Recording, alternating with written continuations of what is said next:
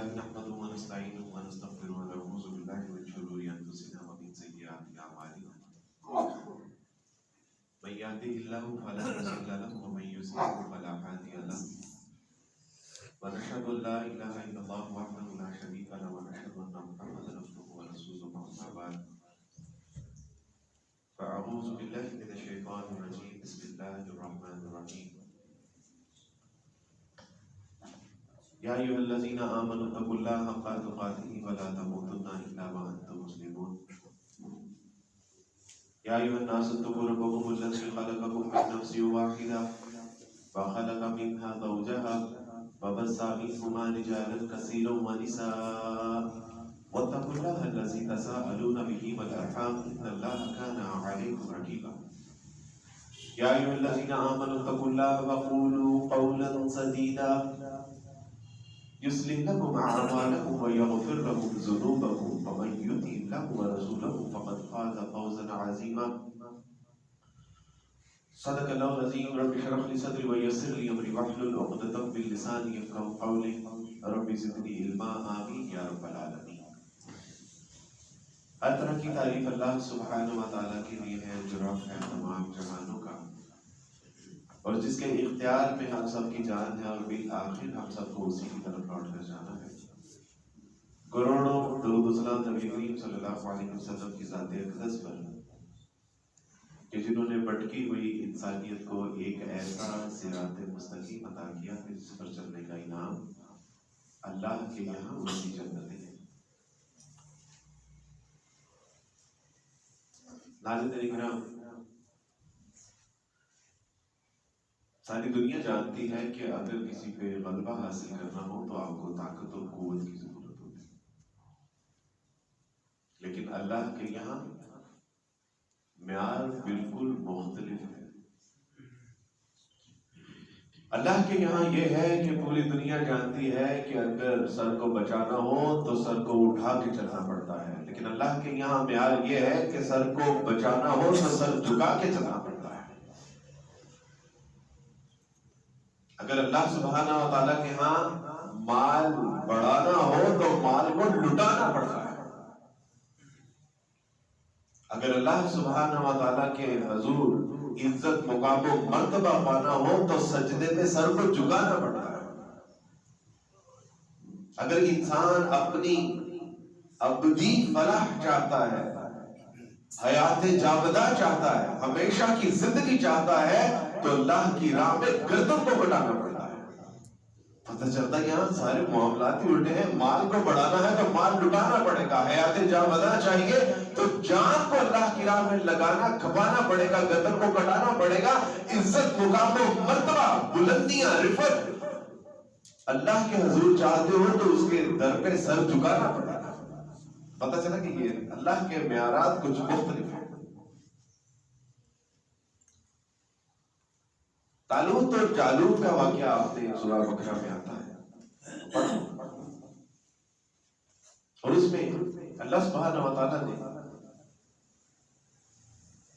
اپنے ایک ایسے بندوں کے اوپر کہ جو تعداد میں بالکل قلیل، جو بالکل چند تھوڑے سے بندے تھے، اور کیا ہو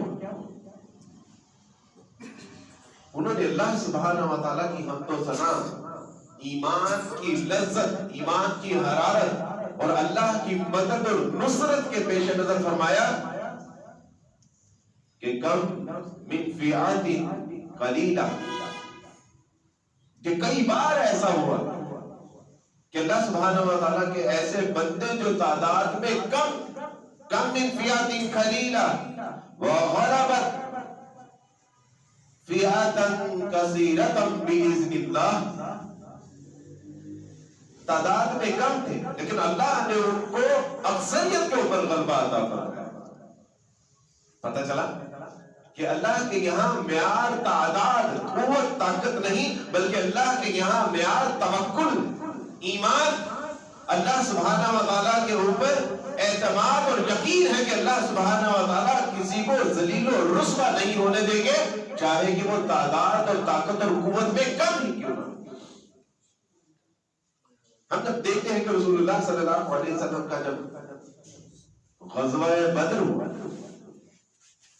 اور وہ پہلا غزوہ تھا. 18 رمضان کو جو مارز وجود میں آیا تو کیا ہوا؟ ایک کفار کا ایک شخص تھا عمر بن حزومی غالباً، اور وہ نہ چاہتے ہوئے بھی مسلمانوں کے ہاتھوں سے قتل ہو گیا. اچھا جب وہ قتل ہوتا ہے تو تمام مشرکین مکہ بکھر جاتے ہیں، بالکل ایسے ہی کہ جیسے ورلڈ ٹریڈ سینٹر کا ایک سانحہ ہوا اور پوری دنیا کے مشرکین جو ہے وہ بکھر گئے کہ اب تو بعد میں پتا چلا کہ وہ تو ایک خود ساختہ واقعہ تھا. ایسے ہی کہ جیسے ان کو پتا چلا کہ عراق کے اندر غیر قانونی اور کچھ یعنی ایسے ویپن جو ممنوع اسلحہ ہے اس کو بنایا جا رہا ہے، پوری دنیا کے مشرکین نے مل کے ان کے اوپر حملہ کر دیا. اور ایک عرصے کے بعد ٹونی بلیئر کہتا ہے کہ وہ وی آر ویری سوری، وہ ہم سے غلطی ہوئی. اسی طرح کہ جس طرح افغانستان کے اوپر دہشت گردوں کا بہانہ بنا کے، تو بالکل یہ ان کی خصلت میں ہے. عمر بن حزومی جو مشرک تھا، ان کا آپس میں جڑپ ہوئی اور جڑپ کے دوران وہ قتل ہو گیا. مسلمانوں نے دو ان کے مشرکوں کو غلام بنا لیا. رسول اللہ صلی اللہ علیہ وسلم نے اس واقعے کو پسند نہیں کیا. آپ اسلام نے فرمایا کہ ان کے جو بندے پکڑے ہیں ان کو واپس کرو اور عمر کا جو ہے وہ قصاص دیا کہ بھئی ہمارے بندوں سے قتل ہو گیا. لیکن انہوں نے کہا کہ بھئی اب تو ہم مسلمانوں سے بدلہ لے کے رہیں گے، اور اس کی پاداش میں انہوں نے تیاریاں کی. رسول اللہ صلی اللہ علیہ وسلم کو جب اس بات کا اندازہ ہوا کہ مشرکین جو ہیں یہ مسلمانوں کے اوپر حملہ کرنے کے لیے تیاریاں کر رہے ہیں، تو رسول اللہ صلی اللہ علیہ وسلم نے اپنے صحابہ سے مشورہ کیا. رسول اللہ صلی اللہ علیہ وسلم نے مشورہ کیا کہ تم جانتے ہو کہ مشرکین تم سے بدلہ لینے کے لیے تمہارے اوپر چڑھائی کرنے کے لیے تیار ہے، حتیٰ کہ ایک بندے کا مسئلہ کوئی نہیں تھا. یہ تو ایسی قوم تھی کہ گھوڑا آگے بڑھانے کے اوپر جنگیں کیا کرتے تھے، پانی آگے پینے اور پلانے کے اوپر جھگڑا کیا کرتے تھے. یہ تو ایسی قوم تھی کہ ایک باغ سے چڑیا جب اڑتی تھی دوسرے باغ میں بیٹھتی تھی تو کہتے تھے کہ تیرے باغ کی چڑیا میرے باغ میں کیوں آ کر بیٹھی ہے، اور نسل در نسل جنگیں چلا کرتی تھی. لیکن ان کو بہانا چاہیے تھا، ان کو بہانا چاہیے تھا کہ ایمان والوں کو آزمایا جائے. اللہ سبحانہ و تعالیٰ بھی چاہتے تھے دنیا کو ہے پھر مار کا ہے روح بدن پہ، تہذیب نے پھر اپنے درندوں کو ابھارا. اللہ کو پابندی مومن پہ بھروسہ، ابلیس کو یورپ کی مشینوں کا سہارا. اللہ بھی دیکھنا چاہتے تھے کہ میرے جو قلیل بندے ہیں جن کے اندر ایمان، جنہوں نے اس بات کا دعویٰ کیا ہے کہ اشہد ان لا الہ الا اللہ واشہد ان محمد رسول اللہ، جو کہتے ہیں کہ ہم اللہ پہ توکل کرتے ہیں، اللہ پہ یقین کرتے ہیں، ذرا اللہ آزمانا چاہتے ہیں. اور مشرکین نے جب چڑھائی کا فیصلہ کیا، رسول اللہ صلی اللہ علیہ وسلم نے سعد رضی اللہ تعالیٰ عنہ کی طرف شاہ مجلس میں بیٹھے تو سعد نے کہا کہ اللہ کے رسول صلی اللہ علیہ وسلم، اللہ کی قسم آپ کا اشارہ ابرو ہوگا اپنی جانوں کو سمندر میں ڈال دیا. اور حضرت عبیدہ رضی اللہ تعالیٰ عنہ نے فرمانے لگے کہ رسول اللہ صلی اللہ علیہ وسلم ہمیں آپ موسیٰ علیہ السلام کی قوم کے اوپر قیاس نہ کیجئے گا. سعد بن عبادہ رضی اللہ عنہ فرمایا کہ رسول اللہ صلی اللہ علیہ وسلم آپ ہمیں موسیٰ کی قوم کے اوپر قیاس نہ کیے گا جنہوں نے کہا کہ آؤ لڑتے ہیں اللہ کی راہ میں، تمہیں دودھ اور شہد کی نہریں اللہ عطا فرمائیں گے، تمہیں ایک ایسا وطن عطا فرمائیں گے کہ جو بہترین پھل لاتا ہے، جس میں بہترین مشروبات ہے، جس میں بہترین پانی ہے، جس میں بہترین اناج ہے. تو تم لوگوں نے، انہوں نے کہا کہ موسیٰ آپ اور آپ کا رب جا کے لڑے، جب معاملہ سیٹل ڈاؤن ہو جائے گا ہم بھی آ جائیں گے. تو فرمایا کہ اللہ کے رسول صلی اللہ علیہ وسلم ہمیں آپ ان کے اوپر قیاس نہ کیجئے گا. فرمایا کہ آپ کا ایک اشارہ ابرو ہوگا ہم اپنی جانیں تک قربان کر دیں گے. رسول اللہ صلی اللہ علیہ وسلم کا یہ پہلا غزوہ بدر تھا. جبرائیل آئے، جب اللہ کے رسول نے دیکھا کہ مسلمان تیار ہے، نہ ان کے پاس اسلحہ ہے، نہ لڑنے کے لیے تلواریں ہیں، نہ پہننے کے لیے زرہ ہے، نہ بھگانے کے لیے گھوڑے ہیں، نہ سفر کے لیے اونٹ ہیں، کیا تیار ہے؟ کہا کہ اللہ کے رسول وی آر ریڈی، آپ ہمیں ہر وقت تیار پائیں گے، آپ کے آگے لڑیں گے، پیچھے لڑیں گے، دائیں لڑیں گے، بائیں لڑیں گے، اللہ کے رسول آپ کے اوپر اپنی جانیں نچھاور کر دیں گے۔ رسول اللہ صلی اللہ علیہ وسلم کے پاس جبرائیل ہے، اور جبرائیل علیہ السلام پوچھا کہ رسول اللہ صلی اللہ علیہ وسلم آپ جس جنگ کی تیاری کر رہے ہیں، اس جنگ میں جن لوگوں نے شرکت کرنی ہے آپ نے ان کو کیسا پایا؟ رسول اللہ صلی اللہ علیہ وسلم فرمایا کہ دنیا کی سب سے بہترین مخلوق ہے جو اس غزوہ بدر میں حصہ لینے کے لیے جا رہی ہے، اس زمین پہ بسنے والے سب سے بہترین انسان، اس زمین پہ دلیروں میں سے دلیر، اس زمین کے شیروں میں سے شیر وہ ہیں جو میرے ساتھ غزوہ بدر میں شریک ہونے جا رہے ہیں۔ تو جبرائیل نے خوشخبری سنائی، فرمایا کہ رسول اللہ صلی اللہ علیہ وسلم آپ کو پھر خوشخبری ہو، اللہ نے بھی جو بدر میں آپ کی نصرت کے لیے فرشتوں کا انتخاب کیا ہے، فرشتوں میں سب سے بہترین فرشتے ہیں وہ۔ یہ کب ہوتا ہے؟ اللہ سبحانہ و تعالیٰ نے ایمان والوں کو مومن میں 10 نشانیاں تو بتا دی، آگے پیچھے اور بھی بڑی نشانیاں ہیں کہ وہ نمازوں کی پابندی کرتے ہیں، وہ نمازوں میں خشیت اللہ کو اختیار کرتے ہیں، وہ اپنی شرمگاہوں کی حفاظت کرتے ہیں، اللہ کی راہ میں خرچ کرتے ہیں، اللہ کی راہ میں وہ اپنا جان مال صرف کر دیتے ہیں، اللہ پہ توکل کرتے ہیں، وہ لغویات سے بچتے ہیں، وہ فضول اور بالکل لاعیانی کاموں سے اجتناب کرتے ہیں۔ لیکن ان جو مومنین کی اوصاف ہے ان میں ایک صفت یہ ہے کہ وہ اللہ پہ توکل بھی کرتے ہیں، وہ اللہ پہ توکل کرتے ہیں اور اللہ کی راہ میں لڑتے ہیں، مرتے ہیں۔ یہ صفات، مصیبت یہ ہے کہ ہمیں یہ بتائی نہیں جاتی کہ یہ بھی صفت ہے۔ ایمان والوں کے اندر اللہ پہ توکل اور اللہ کی راہ میں لڑنا، اللہ کی راہ میں ڈٹ جانا، وہ تعداد کو نہیں دیکھتے، وہ طاقت اور قوت کو نہیں دیکھتے، وہ یہ دیکھتے ہیں کہ اگر اللہ سبحانہ و تعالیٰ نے اس وقت جو سچویشن ہے، اگر یہ اس بات کا تقاضا کر رہی ہے کہ میں اپنے ماں باپ، بہن بھائی، رشتہ دار، دوست احباب اور امت مسلمہ کے یتیم، مسکین اور ان معصوم اور کمزور لوگ جو پس رہے ہیں، ان کی مدد کے لیے اگر اللہ سبحانہ و تعالیٰ مجھ سے تقاضا کر رہے ہیں تو میری جان، مال، ہر چیز اللہ کے لیے حاصل ہے۔ ایمان والوں کی ایک علامت یہ بھی ہے۔ آلسو اللہ سبحانہ و تعالیٰ سے زندہ قرآن مالکم لا تقاتلون فی سبیل اللہ، وہ تمہیں کیا ہو گیا ہے کہ اللہ کی راہ میں جب معصوم پکارتے ہیں، جب کمزور تمہیں پکارتے ہیں، جب وہ تمہارے آگے جو ہے وہ گریہ زاری کرتے ہیں اور ظلم و ستم کا شکار ہیں، تو تمہیں کیا ہو گیا ہے کہ تم ان کی مدد کے لیے کیوں نہیں نکلتے اللہ کی راہ میں؟ ایمان والوں کی ایک نشانی۔ خیر، رسول اللہ صلی اللہ علیہ وسلم کو جب بتایا گیا کہ آپ کی مدد اور نصرت کے لیے اللہ نے فرشتے بھی پھر وہ منتخب کیے ہیں کہ جو اللہ کے فرشتوں کی جماعت کے سب سے بہترین فرشتے ہیں، اور پھر کیا ہوا؟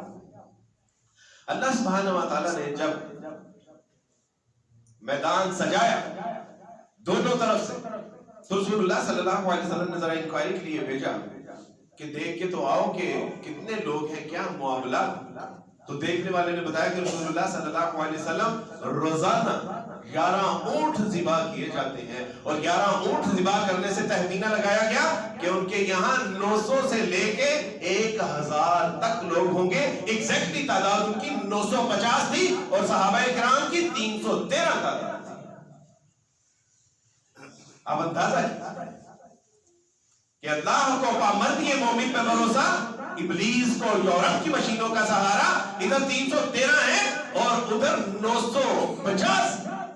صحابہ کرام رضوان اللہ اجمعین کے پاس اونٹ چند ایک، اور مشرکین مکہ کے پاس 800 اونٹ، 700 گھوڑے، ادھر صحابہ کرام کے پاس 7 گھوڑے، ادھر 8-9 تلواریں اور ادھر 900 تلواریں۔ آپ تصور کیجئے کہ کوئی موازنہ ہی نہیں، 11 اونٹ روزانہ ذبح کیے جا رہے ہیں، اور صحابہ کرام کے پاس کسی کے پاس سیر کھجور ہے، کسی کے پاس آدھ سیر کھجور ہے، اور یہ کوئی کمپیریزن ہی نہیں۔ اور پھر ہوا کہ اللہ سبحانہ و تعالیٰ نے ایسی فتح نصیب عطا فرمائی کہ پورے عرب میں مسلمانوں کا ایک رعب اور دبدبا چھا گیا۔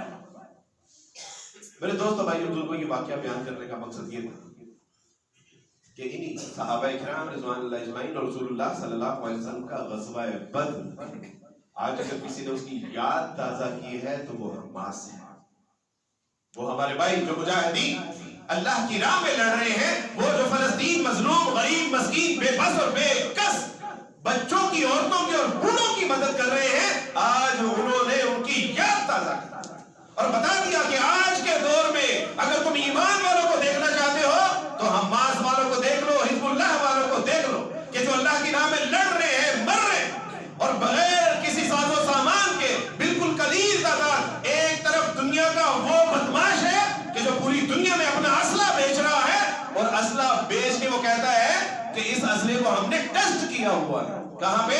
فلسطین کے غریب مسکین بے بس اور بے کس لوگوں کے اوپر۔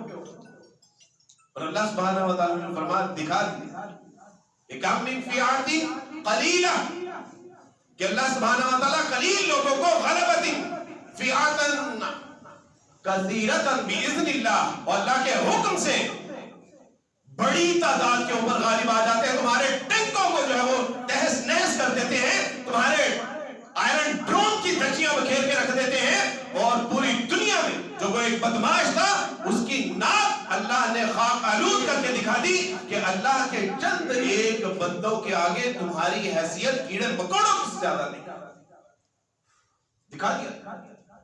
دوسرا اللہ سبحانہ و تعالیٰ نے یہ دکھا دیا کہ مجھے ان 57 ممالک کی ضرورت نہیں ہے، ان کے حکمرانوں کی ضرورت نہیں ہے، ان کی آرمی کی ضرورت نہیں ہے، ان کے اسلحوں کی ضرورت نہیں ہے۔ اگر اللہ سبحانہ و تعالیٰ اسلام کو، مسلمانوں کو، ایمان والوں کو جب عزت دینے کا فیصلہ کرتا ہے تو پھر وہ چند لوگ، وہ جو فئۃ قلیلہ ہیں، اللہ سبحانہ و تعالیٰ ان کے ذریعے بھی اللہ غلبہ عطا فرماتا اور دکھا دیا اللہ سبحانہ و تعالیٰ۔ اسرائیلی فوجیوں کا ایک ٹویٹ کہ we was not fighting with the human، ہم بھائی انسانوں سے نہیں لڑ رہے تھے، we was fighting with the ghost۔ اللہ سبحانہ و تعالیٰ نے دکھا دیا کہ اللہ اگر بدر میں فرشتے بھیج سکتے ہیں تو اللہ سبحانہ و تعالیٰ غزہ میں فرشتے کیوں نہیں؟ اقبال اس کو کہتے ہیں، اقبال کہتے ہیں کہ فضائے بدر پیدا کر فرشتے تیری نصرت کو اتر سکتے ہیں گردوں سے قطار اندر قطار۔ اب بھی وہی اللہ ہے کہ جو محمد صلی اللہ علیہ وسلم کا الہ ہے، وہی اللہ ہے کہ جو صحابہ کرام رضوان اللہ اجمعین کا الہ ہے، وہی اللہ ہے کہ جو 313 کا الہ تھا، وہی اللہ آج بھی ہے کہ جس نے کھجور کی چھالوں سے مشرکین مکہ کہ جن کے پاس 900 سے زائد زریں تھی، 700 سے زائد اونٹ تھے، 900 سے زائد گھوڑے تھے، اللہ سبحانہ و تعالیٰ اگر ان کے اوپر 313 کھجور کی چھال سے فتح عطا فرما سکتے ہیں تو آج بھی تو ایمان والوں کا اللہ وہی ہے۔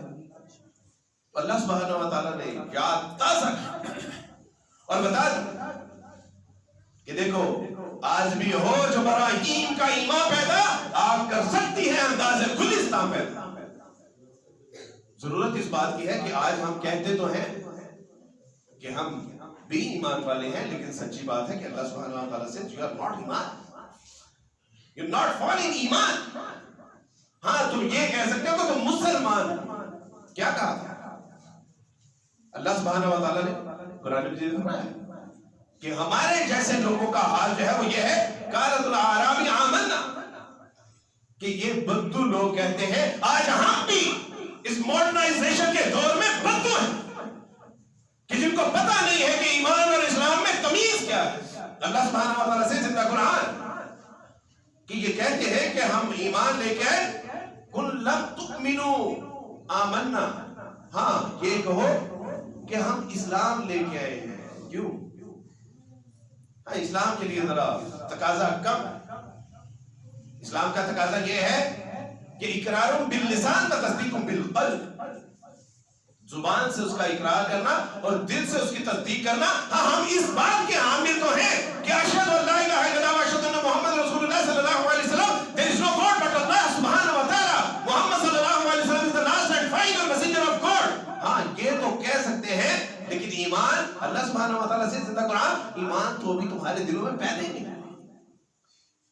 ہاں اگر ایمان دیکھنا ہے، اللہ کے مومن بندے دیکھنے ہیں تو وہ یہ ان الذین قالوا ربنا اللہ ثم استقاموا، ان الذین قالوا ربنا اللہ ثم استقاموا تتنزل علیہم الملائکہ اللہ تخافوا، تتنزل علیہم الملائکہ اللہ تخافوا، ان کو کسی چیز کا خوف نہیں، ولا تحزنوا، وہ کسی غم میں مبتلا نہیں ہوتے، اور ان کو بشارت ہے جنت کی اللہ ایسے لوگوں کے اوپر کہ جو کہتے ہیں کہ ہمارا رب اللہ، اور پھر اس کے اوپر ڈٹ جاتے ہیں، اڑ جاتے ہیں، اس پہ اوپر استقامت کا مظاہرہ کرتے ہیں اور توکل کرتے ہیں کہ اللہ ہمیں تنہا نہیں چھوڑے گا۔ اللہ ایسے لوگوں کے اوپر اپنے فرشتے نازل فرماتے ہیں اور وہ کہتے ہیں کہ گھبرانے کی ضرورت نہیں ہے، دل no, don't be sad, don't be worry about that, کوئی ضرورت نہیں ہے ٹینشن لینے کی، پریشان ہونے کی، غمزدہ ہونے کی، اور اللہ ان کو بشارت دیتے ہیں جنتوں کی۔ ایمان کی علامت یہ ڈاکٹر اسرار رحمہ اللہ اکثر فرمایا کرتے تھے، وہ کہتے تھے یہاں قرآن سچا نہیں ہے، یہاں مسلمان جھوٹ ہے۔ قرآن کہتا ہے وَلَا تَهِنُوا وَلَا تَحْزَنُوا وَأَنْتُمُ الْأَعْلَوْنَ إِن كُنتُم مُؤْمِنِينَ، دیکھو گھبرانے کی ضرورت نہیں ہے، وَلَا تَهِنُوا وَلَا تَحْزَنُوا، غمزدہ ہونے کی ضرورت نہیں ہے، وَأَنْتُمُ الْأَعْلَوْنَ إِن كُنتُم مُؤْمِنِينَ، اگر تم ایمان والے ہوئے تو اللہ غلبہ تمہیں عطا فرمائیں گے۔ اور دیکھ لیا کہ اس وقت 57 ممالک کے لوگ جو باتیں بنا رہے تھے، جو اپنے اثروں کی نمائش کر رہے تھے، جو بڑے بڑے لیکچر دے رہے تھے، جو دھمکیاں دے رہے تھے، ان کو کان کھول کے سن لینا چاہیے کہ اللہ سبحانہ و تعالیٰ نے آج غیر مسلموں کی زبان سے، رات کو میں ایک امریکن خاتون کا بیان سن رہا تھا کہ جس کے بارے میں مجھے غالب گمان ہے کہ آج نہیں تو کل ضرور وہ اسلام قبول کر لے گی، اس نے کہا کہ میں نے فلسطین اور غزہ کے لوگوں کی استقامت سے اس بات کو پہچانا کہ واقعی ان کا کوئی الہ ہے کہ جس کے اوپر وہ توکل کرتے ہیں، جو ان کی مدد کرتا ہے، جنہوں نے پہاڑ کی طرح ان کو استقامت عطا فرمائی، اور رو رہی تھی۔ اس نے کہا کہ میں نے دیکھا کہ واقعی ان کا کوئی الہ ہے کہ جن سے ان کو امید ہے، جنہوں نے اس کو طاقت اور قوت دے رکھی ہے، یہ لوگ جس کے اوپر توکل کرتے ہیں اور اتنے مصائب اور مسائل، تنگی، تکلیفیں، پریشانی، مجبوریوں کے باوجود پہاڑ کی طرح ڈٹے ہوئے ہیں، واللہ مع الصابرین، اور اللہ صبر کرنے والوں کے ساتھ۔ اور اللہ کی قسم کھا کے کہتا ہوں میں کہ وہ عورت آج نہیں تو کل ضرور بضرور اسلام قبول کر دے گی انشاءاللہ۔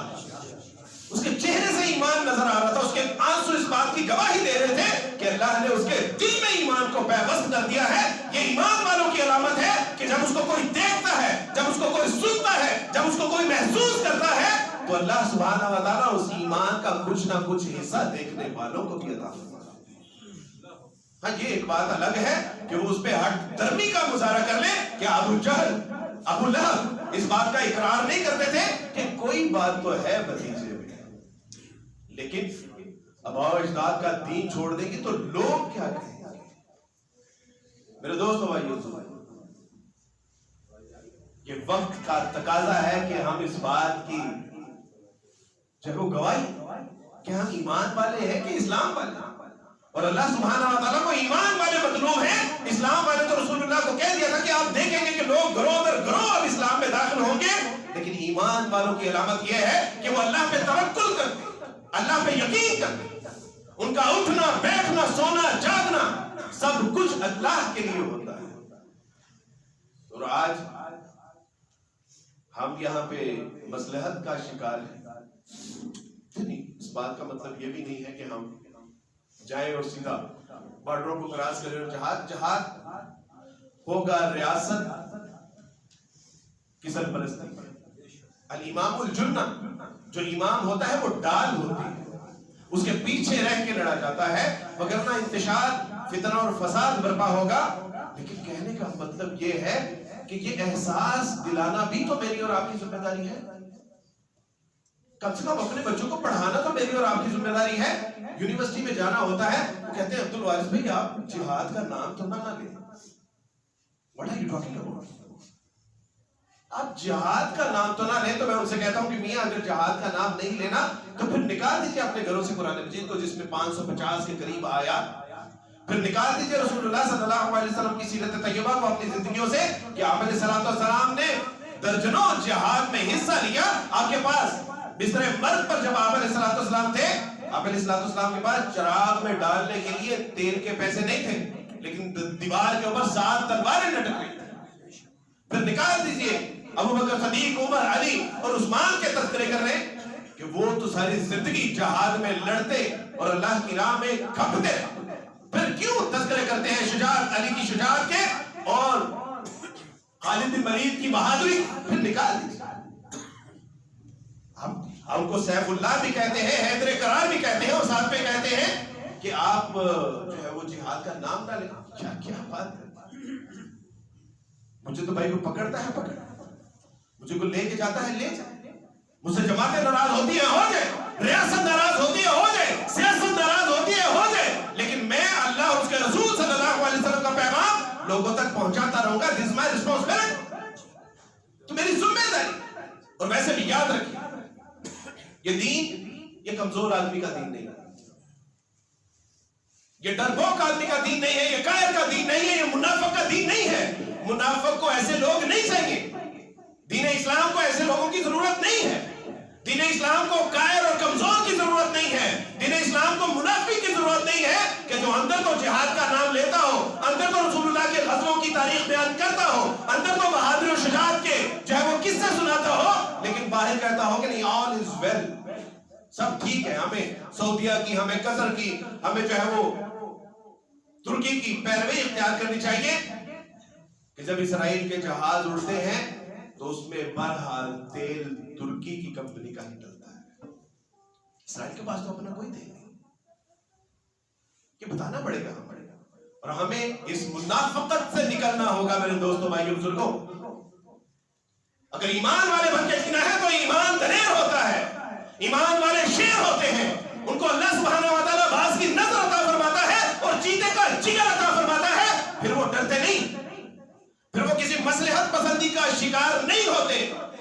آج اللہ سبحانہ و تعالیٰ نے دیکھ لیا کہ شیروں کو دیکھنا ہے, ایمان والوں کو دیکھنا ہے, تو ان کے بال اور ان کی کھال کو نہیں, بلکہ ان کے چمڑے کی چکر, ان کی آواز کی گرج اور ان کے پنجے کی پکڑ سے ان کو جو ہے پہچانا جاتا ہے کہ شیر کون ہے اور منافق کون ہے. اللہ سبحانہ و تعالیٰ نے, سچی بات ہے کہ 14,000 شہادتوں سے اس بات کا پتہ چل گیا کہ کون اللہ والے ہیں اور کون. ایک بچے نے مجھے کہا, اس نے کہا کہ عبد الوارث بھائی, فرض کریں کہ اگر میں اسرائیل کے ساتھ بھی نہیں ہوں اور فلسطین کے ساتھ بھی نہیں ہوں, تو میں نے ان سے کہا کہ بیٹا تیسرا تو دنیا میں کوئی گروہ ایگزسٹ ہی نہیں کرتا. How you can say you are not with the Israel and not with the Palestine. اور بیٹا تیسرا کوئی گروہ ایگزسٹ ہی نہیں کرتا. اللہ کے یہاں صرف 2 ہی گروہ ہیں, حزب اللہ اور حزب الشیطان. ایک وہ گروہ کہ جو اللہ کے لیے لڑنے مرنے والا ہے, اللہ کے حضور سجدے کرنے والا ہے, اللہ کی راہ میں خرچ کرنے والا ہے, اللہ کی راہ میں اپنی جان, مال, عزت, آبرو سب قربان کرنے والا ہے. ایک وہ ہے, اور ایک وہ ہے کہ جو دنیا میں فتنہ اور فساد پھیلانے والا ہے, جو خون بہانے والا ہے. ایک وہ گروہ ہے. بیٹا تیسرا تو کوئی گروہ ایگزسٹ کرتا ہی نہیں. ہاں اگر کرتا ہے تو پھر منافقین کا ہو سکتا ہے, لیکن وہ بھی حزب الشیطان میں ہے, وہ تیسرا گروہ نہیں. آج ہمیں اس بات کا ثبوت دینا ہوگا کہ میں حزب اللہ کے ساتھ ہوں یا حزب الشیطان کے ساتھ. اور یہ حزب اللہ یمن کی جماعت کی بات نہیں ہو رہی, شام کی جماعت کی بات نہیں ہو رہی. اللہ نے قرآن میں حزب اللہ کا لفظ استعمال کیا, جماعت, اللہ کی جماعت. میرے دوستوں بھائیوں, اللہ سبحانہ و تعالیٰ نے میرے اور آپ کے لیے یہ جو 14,000 شہادتیں ہیں, یہ جو 14,000 اموات ہیں, یہ جو 14,000 ہمارے گھروں کے جنازے ہیں, یہ لوگوں کے چہروں کو ننگا کرنے کے لیے انہوں نے اپنی قربانیاں دی. یاد رکھیے, اور یاد رکھیے کہ اگر ہم بھی چاہتے ہیں کہ ہمارا شمار ان لوگوں میں ہو کہ جن کے بارے میں اللہ سبحانہ و تعالیٰ کہتے ہیں کہ ان الذین قالوا ربنا اللہ ثم استقاموا تتنزل علیہم الملائکہ الا تخافوا ولا تحزنوا وابشروا بالجنۃ التي كنتم توعدون. اگر چاہتے ہیں تو کم سے کم ہمیں تو اچھا مسلمان بننا چاہیے. دیکھیں ہم ان کے لیے جہاد نہیں کر سکتے، ٹھیک ہے، کیا رات کو تہجد پڑھنے کے لیے آپ کو کسی نے روکا ہے؟ چلے جہاد تو چلے، حکومت کی طرف سے پابندی ہے کہ بھئی انفرادی طور پہ اس طرح کی کوئی حرکت نہیں کرے گا، لبیک there is no problem. لیکن رات کو تہجد پڑھنے کے حوالے سے مجھے اور آپ کو حکومت نے روکا ہے. آج جتنا رش ہے مجھے بتائیے کہ کل ظہر کی نماز کے وقت اتنا رش یہاں پر ہوگا؟ کیا فجر کی نماز میں یہاں 3 صفیں ہوتی ہیں؟ کیا روزوں میں ہم سب سارے روزے رکھتے ہیں؟ کیا اپنے مال جو ہم نے جمع سید کر کے رکھا ہوا ہے، کیا اس میں اللہ کی راہ میں خرچ کرنے میں کسی نے ہمیں روک رکھا ہے؟ کیا جھوٹ بولنے کے حوالے سے اسرائیل ہمیں چاہے وہ زور و زبردستی کر رہا ہے؟ نہیں میرے دوستو بھائیو بزرگوں. کیا مال میں ملاوٹ کرنے کے لیے یورپ ہمیں اکساتا ہے؟ نہیں میرے دوستو بھائیو بزرگوں. کیا بے پردگی کے حوالے سے کیا یورپ نے ہمیں کہہ رکھا ہے کہ وہ آ کے ہمارے بچوں کے سروں سے یہاں پہ کپڑا اتار رہے ہیں؟ نہیں، یہ تو میرے بس میں ہے. اور میرے اس وقت ان کے لیے جو امتحان ہے وہ ان کے لیے ہے، لیکن جو ہمارے لیے یہاں پر امتحان ہے آپ اس کو سمجھیں.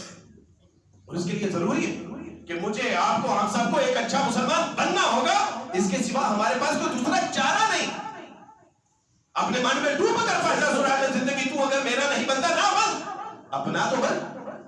اس لیے نئی تیاری کریں کہ آپ کو اللہ کی راہ میں لڑنا ہے، مرنا ہے. اس لیے تو تیاری کریں کہ قبر میں تو آپ نے حساب دینا ہے. صاحب پوچھنے لگے کہ عبدالوارث بھائی اتنا ظلم کہ غیر مسلم بھی چیخ اٹھے ہیں. عبدالوارث بھائی یہ اتنا ظلم دیکھنے کے بعد اللہ سبحانہ و تعالیٰ کیوں اسرائیل کو تباہ و برباد نہیں کر رہے؟ تو میں نے ان سے کہا کہ اسرائیل جتنی قتل و غارت اور بربریت برپا کیے ہوئے ہیں، کیا مسلمانوں نے کم کی ہے؟ ادھر ہمارے بچے مر رہے تھے، شہید ہو رہے تھے، اور ہم لاہور میں فنکشن منا رہے تھے. لاہور ہے. ادھر ہمارے بچوں کے گھروں کے اوپر فاسفورس پمپ گرائے جا رہے تھے، اور ریاض سٹی میں sound of storm musical festival منایا جا رہا تھا. یہ اللہ کے عذاب کو کم دعوت دینے کا ذریعہ ہے. ادھر فلسطین میں تباہ اور بربادی اسرائیل نے مچا رکھی تھی، اور ادھر ہمارے حکمران یہ ہمیں خوشخبری دے رہے تھے کہ سودی قرضے منظور ہو گئے ہیں. اور اللہ سبحانہ و تعالیٰ اس کو کیا کہتے ہیں؟ اللہ کہتے ہیں کہ یہ اللہ کے ساتھ کھلی جنگ. اگر اللہ سبحانہ و تعالیٰ اسرائیل کو فی الفور تباہ و برباد کرے گا تو اس سے پہلے ہمیں تباہ و برباد کرے گا، کیونکہ ہم نے تو اس کے ساتھ عہد و پیمان باندھ رکھا. 100% 2.25 ارب مسلمانوں میں سے صرف 4% نماز پڑھتے ہیں. یہ کم اللہ کے عذاب کو دعوت دینے والی بات ہے؟ روزوں میں ہم دیکھتے ہیں کہ ریسٹورنٹ کھلے ہیں، سرعام لوگ کھانا کھا رہے ہیں. یہ اللہ کے عذاب کو کم دعوت دینے والی بات ہے؟ فحاشی اریانی لاہور میں سکرٹ پہن کے آپ کے کالج اور یونیورسٹیوں میں ناچ رنگ ہوتا ہے، کیا یہ کم اللہ کے عذاب کو دعوت دینے کی بات ہے؟ اگر ہم نے یہی کچھ کرنا تھا، گانا بجانے کرنا تھا، تو پھر بمبے کی گانے والی اور دہلی کی ناچنے والی بری نہیں تھی. لیکن ہم نے اللہ سبحانہ و تعالیٰ سے ایک وطن لیا اسلام کے نام پہ، ایمان کے لیے، کہ جہاں پہ اسلام کا ایک عملی نمونہ قائم کیا جائے گا، وہاں ہم نے کیا؟ لوگ مجھے کہتے ہیں کہ عبدالوارث بھائی آپ کہتے ہیں کہ ہمارے آباء و اجداد نے اس ملک کے لیے قربانیاں دی. عبدالوارث بھائی آپ کے آباء و اجداد نے تو نہیں قربانیاں دی، آپ تو عیسائی تھے. تو میں کہتا ہوں کہ ہمارے آباء و اجداد نے جب ایس پی سنگا نے پاکستان کے حق میں ووٹ دیا تھا تو اس حق کے لیے ہمارے کئی غیر مسلموں نے بھی ہجرت کی تھی، کیونکہ ان کو سمرقند کی تاریخ یاد، ان کو یاد تھی کہ جب عیسائیوں کے ساتھ ناانصافی ہو رہی تھی اور مسلمانوں کی طرف سے زیادتی ہو رہی تھی، تو عمر بن عبدالعزیز رحمۃ اللہ علیہ کے قاضی نے جو حکم دیا تھا کہ شام کا سورج غروب ہونے سے پہلے سمرقند کی سرحدوں کو خالی کر. ان کو پتا تھا، ان کے پادریوں نے عوام میں اپنی مقدس کتاب کو لہرا کے کہا تھا کہ اگر کبھی ہمیں اس بات کا اختیار دیا گیا کہ مسلمانوں کو ہم اپنی مرضی سے حکمران منتخب کر سکے تو ہم مسلمانوں کا انتخاب کریں گے، کیونکہ وہ ہمارے انصاف سے واقف تھے. ہمارے اباؤ غیر مسلم ایسلی کا اسپیشلی ووٹ پاکستان کے لیے اس نے دیا، اور پوری ہندو کمیونٹی اس کی جان کی دشمن کہ اس لیے پاکستان حاصل کیا. یاد رکھیے ایک بے بسی کے حوالے سے آخری بات، اس وقت ہم بے بس ہیں، نمازیں پڑھنے کے حوالے سے بے بس نہیں ہیں. ہاں ہم بے بس ہیں اللہ کی راہ میں لڑنے کے لیے، لیکن آج اگر ہم لڑنے کے لیے جائیں گے تو کیا انٹرنیٹ کے بغیر ہم سروائیو کر سکتے ہیں؟ کیا پیزے اور برگر کے بغیر رہ لیں گے؟ کیا رات دیر سے جاگنے والے صبح فجر کے لیے اٹھ جائیں گے؟ کیا اللہ کی راہ میں جو پیسے کے اوپر مرنے والے ہیں اللہ کی راہ میں مرنے کے لیے تیار ہو جائیں گے؟ اسی لیے اللہ سبحانہ و تعالیٰ نے ہمیں ہماری تربیت کے لیے موقع دیا ہے. ابھی جو فرض عین ہے وہ مصر کے اوپر ہے، ابھی جو فرض عین ہے وہ فلسطین اور غزہ کے لوگوں کے اوپر ہے، اگر فرض عین ہے یمن کے اوپر ہے، فرض عین ہے جارڈن کے اوپر ہے، فرض عین ہے شام کے اوپر، کیونکہ ان کی سرحدیں ملتی ہیں اور علماء کرام نے فتویٰ دیا ہے کہ ان کے اوپر فرض عین ہے، اگر وہ نہیں لڑتے تو اللہ سبحانہ و تعالیٰ کے عذاب کے مستحق ہیں. ممکن ہے اللہ سبحانہ و تعالیٰ نے ہمیں وقت دیا ہے کہ تیاری کر لیں. اگر اس وقت ہم نے تیاری کر لی، اور کہاں سے تیاری کرنی ہے؟ امام شافعی رحمہ اللہ کے ایک شاگرد تھے اور وہ حق گو تھے، پکڑے گئے، پابند سلاسل کر دیے گئے، اور پابند سلاسل ہونے کے بعد جمعے کی اذان ہوئی، نودی الصلاۃ جمعہ، کپڑے پکڑے، واش روم میں گئے، غسل کیا، کپڑے پہن کے باہر آئے، اور سارا منظر ایک سپاہی دیکھ رہا، تو پتہ بھی ہے کہ یہ باہر نہیں جا سکتے، پھر بھی کپڑے پکڑے ہیں، غسل کیا ہے، باہر آئے ہیں، اور کہا کہ میں نے جمعے کے لیے جانا ہے. تو کہا کہ امام صاحب پتہ تو آپ کو بھی ہے کہ میں آپ کو جانے نہیں دوں گا، پھر بھی آپ ہر جمعے یہی حرکت کرتے ہیں.